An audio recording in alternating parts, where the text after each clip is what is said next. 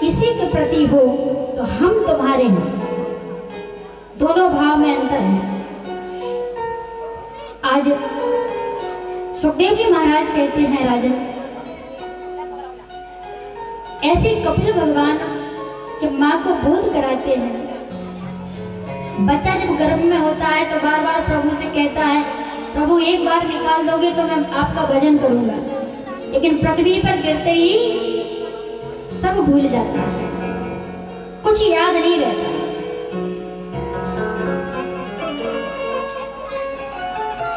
देवहूति जी ने कहा कि महाराज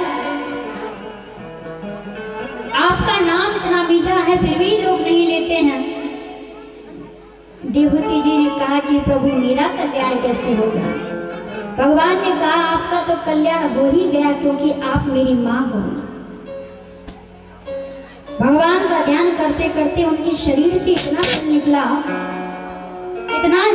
कि एक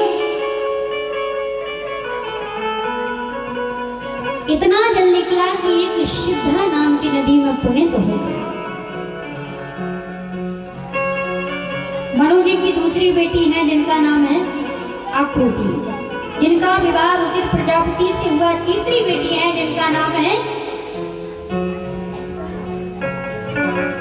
प्रसूति, और ऐसी प्रसूति जिनका विवाह दक्ष प्रजापति से हुआ, और दक्ष प्रजापति की बेटी हुई है जिनका नाम है सती। सती का विवाह शंकर भगवान से हुआ। लेकिन भगवान भोलेनाथ अपने ही ससुर को प्रणाम नहीं करते थे। एक दिन सभा के मध्य आए, देवताओं ने स्वागत रखा तो शंकर जी ने उठ करके प्रणाम नहीं किया, तो शंकर जी को श्राप दे दिया कि जाओ तुम्हें किसी भी यज्ञ में भाग नहीं दिया जाएगा। भोलेनाथ जी के गणों को बड़ा गुस्सा आ गया। भोलेनाथ जी तो भोलेनाथ, लेकिन गणों को इतना गुस्सा आया कि दक्ष को ही श्राप दे दिया कि जाओ जिस मुख ने तुम्हें बोलने का अधिकार दिया है, जिस मुख ने भोलेनाथ जी को श्राप दिया है, तुम्हारा वो मुख ही नहीं रहेगा। भृगु जी दक्ष प्रजापति की तरफ से वकालत करने वाले, दक्ष की वकालत कर रहे भृगु जी ने कहा, अरे गणों, मैं तुम्हें श्राप देता हूं कि तुम अगले जन्म में राक्षस हो जाओ। गणों ने भृगु जी को श्राप दे दिया कि मैं तुम्हें श्राप देता हूं कि जितने भी ब्राह्मण होंगे वो सब भिखमंगे हो जाएंगे। अब भैया, ब्राह्मणों को, एक ब्राह्मण ने गलती की, बदले में सभी ब्राह्मणों को श्राप मिले। भोलेनाथ जी बोले, सब श्रापों की जड़ मैं हूं। हे भगवान, ये स्वागत समारोह हो रहा है या श्राप समारोह हो रहा है? इतना भयानक श्राप।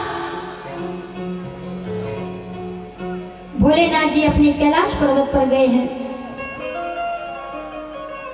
इनके जो बेटे हैं, प्रियव्रत उत्तानुपादो आत्म रामा कथम मुनि, चरणों में प्रणाम करके कहा कि इनके दोनों बेटों के बारे में थोड़ा सा बताइए। सुखदेव जी महाराज ने कहा कि इनके जो बेटे हैं जिनका नाम है प्रियव्रत, तो प्रियव्रत से विवाह करने के लिए कहा, तो प्रियव्रत ने कहा कि मैं नहीं करूंगा। तो छोटे बेटे से कहा, छोटे बेटे ने कहा ठीक है, मैं विवाह कर लूंगा। छोटे बेटे ने विवाह करने के लिए हाँ कर दी।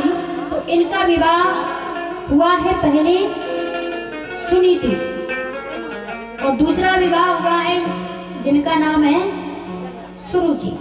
अब दो विवाह करने की क्या जरूरत पड़ गई थी? कहा कि राजा हैं पर नहीं।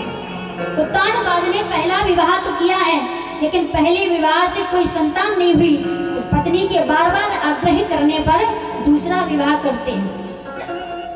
और वो कोई और नहीं थी, उनकी ही बहन थी। लेकिन जैसे आरती का थाल सजा करके द्वार पर खड़ी हुई, सुरुचि ने देखा कि ये भले ही मेरी बहन है, लेकिन मेरे पति से इनका विवाह हो रखा है। महाराज से कहा, महाराज आज ये मेरी बहन नहीं, आज मुझे ये सौतन की तरह लग रही है, ये मेरी सौत है। प्रेम गली अति साकरी तामे दो ना समाए।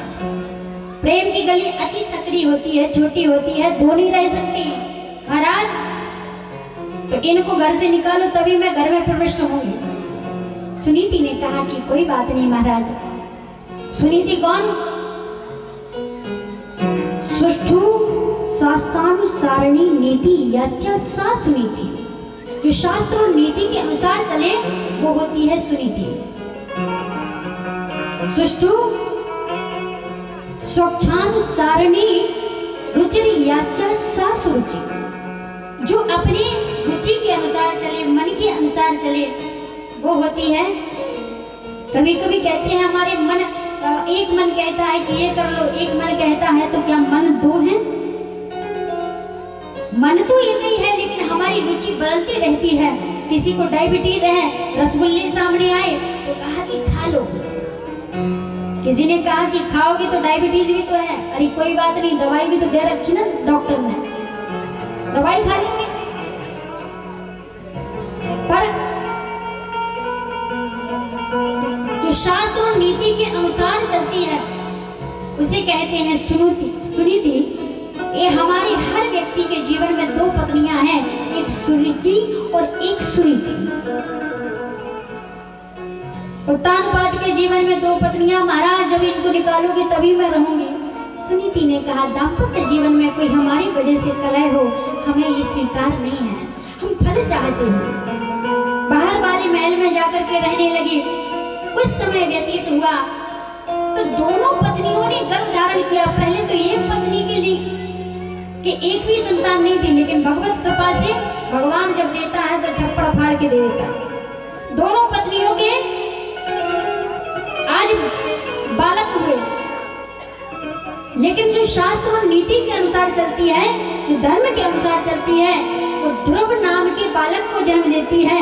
जो अपनी रुचि के अनुसार चलती है वो उत्तम नाम की पुत्र को जन्म देती है। दोनों ने पुत्र को जन्म दिया है। ध्रुव किसे कहते हैं जो कितनी भी कसौटियां में कसा जाए लेकिन उसका मन कभी विचलित ना हो, वो है ध्रुव।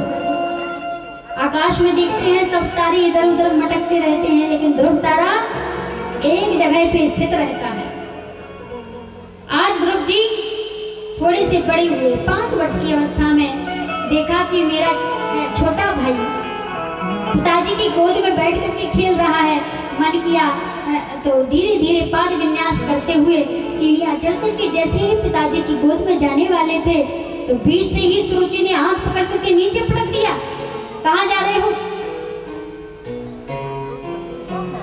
कहाँ जा रहे हो? तो कहा कि माँ मैं पिताजी की गोद में बैठना चाहता हूँ। सुरुचि ने कहा कि तुम गोद में बैठना चाहते हो लेकिन तुम इस गोद के अधिकारी नहीं हो। क्यों अधिकारी नहीं हो? बोले इसलिए अधिकारी नहीं हो क्योंकि तुमने मेरी कोख से जन्म नहीं लिया। अगर मेरी कोख से जन्म लिया होता तो इस गोद के अधिकारी तुमने मेरी सौतन की कोख से जन्म लिया है, इसलिए तुम इस गोद के अधिकारी नहीं हो। ध्रुव जी को बड़ा बुरा लगा, आंखों में अश्रुधारा, आंखों से अश्रुपात होने लगा। माँ के पास दौड़ते दौड़ते गए। मैया ने देखा अपनी आंख, अपने लाल की आंख में जल, तो आंख के आंसू को देख करके मैया ने पूछ दिया, बेटा क्या बात है, क्यों रो रहे हो? क्या किसी ने तुम्हें पटक दिया है? कहीं चोट लग गई है, गिर गए हो, किसी ने तुम्हें मारा है? पर ध्रुव जी ने कहा नहीं माँ। फिर रो क्यों रहे हो? ध्रुव जी ने कहा माँ एक बात बताओ, क्या मैं अपने पिता की गोद का अधिकारी नहीं? माँ ने कहा हो। तो फिर मेरी छोटी माँ ने मुझे नीचे क्यों गिरा दिया? उन्होंने कहा मेरी कोख से जन्म लेते तो इस गोद के तुम अधिकारी होते। मैंने जन्म नहीं लिया तो क्या मैं जीवन भर पिताजी की गोद में नहीं बैठ सकता? माँ ने कहा बेटा हरी माँ की बातों का बुरा मत माना करो। माँ ने ऐसे ही बोल दिया, लेकिन कोई बात नहीं है बेटा, जिसकी गोद में पूरा संसार बैठा है, पिताजी से भी बड़ी गोद जिसकी है वो है परमात्मा। इसलिए परमात्मा का ध्यान करो, इनका ध्यान छोड़ दो। इस संसार की गोद शाश्वत नहीं रहती, शाश्वत यदि कोई गोद है तो वो है परमात्मा की। ध्रुव जी ने कहा वो परमात्मा मिलता कहाँ है? मैया ने कहा कि वो बेटा अभी तुम बहुत छोटी हो, बताएंगे तो बहुत दूर रहता है। ध्रुव जी के मन में ऐसी लगन लगी उस परमात्मा की गोद में बैठना है, परमात्मा की गोद में बैठना है। अर्धरात्रि में ही माँ के चरणों को स्पर्श करके आज कानपुर के चौराहे पर पहुंचे। तो कानपुर के चौराहा पर जैसे ही पहुंचे तो नारद जी सदगुरुदेव भगवान बन गए। बालक को देखा, बालक से कहा बालक तू डगर भूलो, बालक तू डगर भूलो, या घर से रिसाया, या तेरे मन में कोई बैर भर माया। बालक डगर भूल गया है क्या? माँ से अपनी रूठ करके आया है, क्या बात है? ध्रुव जी ने कहा ना मैं डगर भूला ना घर से रिसाया, ना मेरे मन में कोई बैर भर माया, ना मैं डगर भूला हूँ ना घर से रिसा करके आया हूँ। फिर बोले भगवान की खोज में निकला हूँ, वो परमात्मा कहाँ रहता है? जब कहा है नारद जी मुस्कुराए, बेटा अभी तुम बड़े छोटे हो, अभी तुम्हारी उम्र ये ही नहीं है। आपका परिचय? ध्रुव जी ने कहा, नारद जी बोले मेरा परिचय मैं देव ऋषि नारद हूं।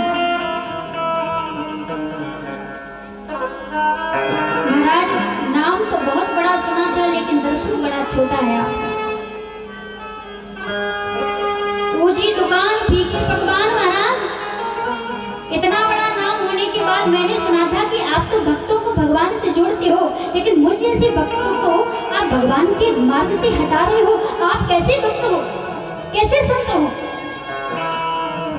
ध्रुव जी की बात सुनकर के, अच्छा गुरु भी शिष्य ऐसे नहीं बनाते हैं, पहले देखते हैं पात्र ठीक है कि नहीं। जिस प्रकार कुम्हार के पास जब हम घड़ा लेने के लिए जाते हैं, मिट्टी का मटका लेने के लिए जाते हैं ना, तो मटके को उठा करके उसको टकोरा मारते हैं कि ठीक है कि नहीं है,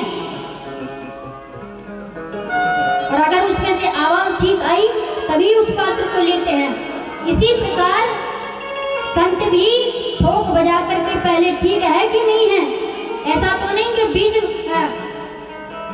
तपस्या में भाग जाए। भक्ति का मार्ग इतना सरल नहीं होता है, बड़ा कठिन है। अटूट निष्ठा देखी तो बड़ा सुंदर मंत्र दिया है। ओम नमो भगवते वासुदेवा, वृंदावन की गलियों में भेज दिया। निकुंज में जाकर के 5000 वर्ष पहले जो भगवान आए थे, लेकिन ध्रुव जी जैसे पहुंचे तो भगवान की सुंदर बांसुरी का वादन, आज बांसुरी की धुन कर्ण में पड़ी तो हृदय पूरा गदगद हो, शरीर रोमांच हो गया। ध्रुव जी दूसरी तरफ सुनते हैं कि श्री राधा रानी के पायल की झनकार, विश्वास हो गया कि परमात्मा यही है, वो कहीं और नहीं है, और वास्तव में कण कण में बैठा है पर नजर आता नहीं, क्योंकि ज्ञान भक्ति के बिना उसे कोई पाता नहीं। परमात्मा कहीं और नहीं है, हमारे ही भीतर बैठा है। आज ध्रुव जी 5 महीने के लिए अटूट निष्ठा के साथ भगवान का तप किया। जब छठा महीना आया तो उस छोटे से बालक को देखने के लिए सभी जन आने लगे, लेकिन ध्रुव जी अपनी समाधि से हिलते नहीं हैं। भगवान स्वयं मन में उत्कंठा जागी। बड़ी बड़ी दाढ़ी मूछ वाले हमने देखे थे, बड़ी बड़ी जटाओं वाले देखे थे जो भगवान को मेरा तप करते हैं, लेकिन 5 वर्ष की अवस्था में कौन तप करता है, जरा मैं भी जाकर के देखूं। और जैसे ही भगवान वहां प्रकट हुए, भगवान स्वयं आज भक्त का दर्शन करने के लिए आए हैं। जो भक्त का दर्शन किया भगवान तो गदगद हो गए, लेकिन ध्रुव जी ने आंखें नहीं खोली। क्यों नहीं खोल रहे हैं? क्योंकि भगवान की छवि का दर्शन ध्रुव जी भीतर कर रहे हैं, लेकिन छटपटा करके नेत्र कब खुले तो भगवान ने अपनी छवि खींच ली। जिस छवि का भीतर दर्शन कर रहे थे, सामने जो देखा तो दंडोत प्रणाम कर दिया, और आ से लेके ज्ञान तक छोटा बड़ा सुना दिए। भगवान ने कहा ये क्या कर रहे हो? प्रभु मैंने सुना है कि आपके जो श्लोक बनते हैं, जो स्तुति होती है वो संस्कृत के श्लोकों में होती है। अभी तो मेरी मैया ने सिर्फ आ से लेके ज्ञान तक छोटा बड़ा ही सिखाए हैं, इसके अलावा कुछ नहीं आता है। लेकिन मैंने सुना है जो संस्कृत के श्लोक बनते हैं महाराज, इन्हीं में से लेकर के इन्हीं अक्षरों से शब्द बनते हैं, शब्द से श्लोक बनते हैं, और शब्द से श्लोक बनते हैं महाराज। तो आपके स्तुति में जो भी श्लोकों में जो शब्द लगे वो आप रखो, और जो ना लगे वो हमें वापस कर देना। भगवान बड़े मुस्कुराए और लेकर अपने हाथ से शंख कपोल से स्पर्श कराया, और ज्यों गाल से स्पर्श करवाया तो मानो कोई काशी से पढ़कर के पंडित जी आए हो। ऐसी संस्कृत के श्लोकों में भगवान की स्तुति की। स्तुति करने के बाद ध्रुव जी लौट करके आते हैं, लेकिन ध्रुव जी को आज 36,000 वर्ष के लिए गद्दी मिली है। 36,000 वर्ष के लिए सिंहासन मिला है। जब लौट करके आए, मन में विचार किया क्या मैं गद्दी मांग करके आया, 36,000 वर्ष तक राज्य करूंगा, एक ही देह में रहूंगा। लेकिन वास्तविकता ऐसे ध्रुव जी की अटूट निष्ठा, माँ ने हाथ पकड़ करके निकाल करके बाहर कर दिया था, वही माँ आज सबसे पहले आरती का थाल लिए खड़ी है। वही माँ आरती का थाल, क्योंकि जा पर कृपा राम की हुई, जा पर कृपा राम की हुई, जा पर कृपा राम की हुई, ता पर कृपा करे सब कोई, ता पर कृपा करे सब कोई, जा पर कृपा राम की होई, जा पर कृपा राम की होई, ता पर कृपा करे सब कोई, ता पर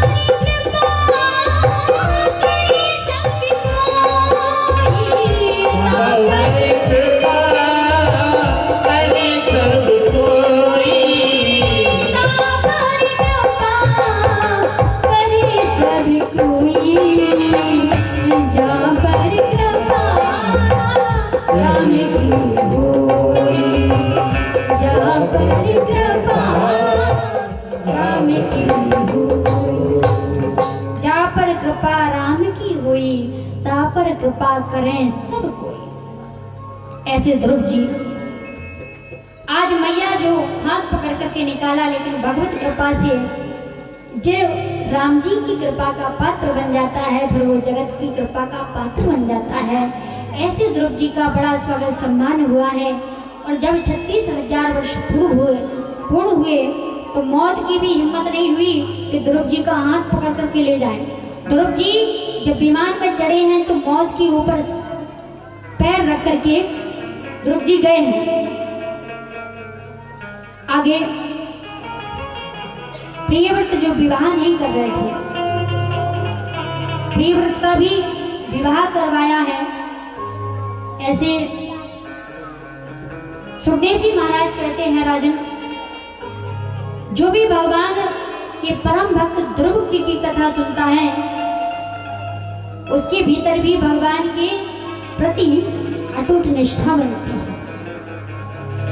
अगर सत्यता भाव से प्रहलाद की, ध्रुव की, भक्तों की जो भी कथा सुनता है, और अगर हमने ऊपर मन से दिमाग से सुना, तो भगवान की कथा हमारे भीतर कैसे बैठेगी।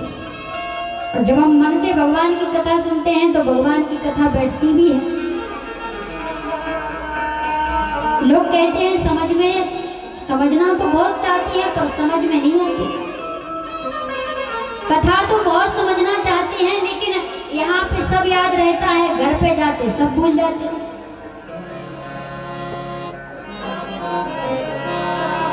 यहाँ पे तो सब याद रहता है, लेकिन घर पे जाके सब भूल जाते हैं। अच्छा, हाँ, क्यों भूल जाते हैं? कोई बात नहीं, एक बार भूल जाओ, 2 बार भूल जाओ, 3 बार भूल जाओ, लेकिन फिर भी कथा में आओ। कोई बात नहीं, भूल जाओ, लेकिन फिर भी कथा में आना चाहिए। अब आप कहोगे क्यों आना चाहिए, कथा तो याद रहती नहीं, तो फालतू में कथा में चले आओ। अगर आपको कथा याद रहेगी तो हम जैसे वक्ताओं का क्या होगा, फिर आप ही कथा वाचक बन जाओगे। इसलिए भूलना भी जरूरी है, लेकिन कोई बात नहीं, जिसको याद रहे ठीक है, जिसको नहीं रहे कोई बात नहीं है, फिर भी कथा में आओ। क्यों आना चाहिए? हेडपंप के नीचे, जब हम नल के नीचे किसी घड़े को रखते हैं, सीधा रखते हैं तो भर जाता है, उल्टा रखते हैं तो भरेगा क्या? नहीं भरेगा। लेकिन कोई बात नहीं, फिर भी नल चलने दो, पानी गिरने दो, भरेगा नहीं तो कम से कम ठंडा तो होता रहेगा। कथा आपके भीतर भरे या ना भरे, कथा में आते रहो, कम से कम ठंडक तो बनी रहेगी। हमारी जो टेंशनें हैं वो तो खत्म होती रहेंगी, इसलिए कथा में आते रहो। बोलिए वृंदावन बिहारी लाल की। आइए, बड़ा सुंदर भगवान नाम संकीर्तन। उससे पहले एक और आपको कहना है बात। कि हमारे पंडित जी धर्मवीर भैया बहुत सहयोग कर रहे हैं और बहुत अपने लिए नहीं आपके लिए भी। तो किसी ना किसी तरह से आप सहयोग करते रहिए, हम तो कर ही रहे हैं। आप मस्ताना बना दिया दीवानी तेरी यार ने मस्ताना बना दिया, दीवाना बना दिया हमें मस्ताना बना दिया, दीवाना बना दिया हमें मस्ताना बना दिया। दिलदारी दिलदारी पटवारी तेरी यारी ने दीवाना बना दिया।